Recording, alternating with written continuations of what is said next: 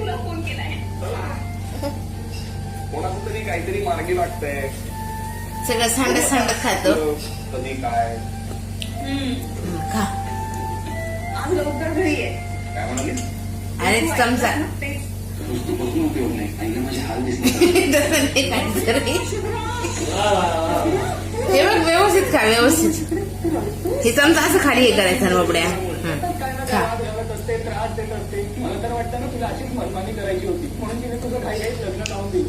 रात्री 8:30 वाजता सांडत नाही सांडत नाही. आयुर्वेदाच्या प्राचीन शिल्पा पेढीने नेमले जो केसाच्या तो कसा खातोय बघ बाळ. असं चमचा खाली करायचा. हा हा घे खा. बघते ना. अरे वा खातोय सांड थोडस पण खा. अरे थांब. तुम्ही जिथे काम करता ते राधिका मॅडम जे आहेत ते तुमचे कोण आहेत? माझा काय संबंध आहे? तर मी त्यांना सांगितलं की ते माझ्या बहिणी आहेत. तर ते मला बोलले की बहिणीला लगेच जाऊन सांग की ते सांडत सांडत नको.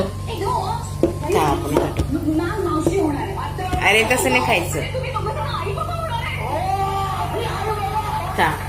मीही म्हणते आधी सौमित्राला सांगते जेनी जेनी कॉन्ग्रॅट आले. इलू सगळं सांडतोय तो. हा व्यवस्थित खा व्यवस्थित. थोडं थोडं घे. हा खा.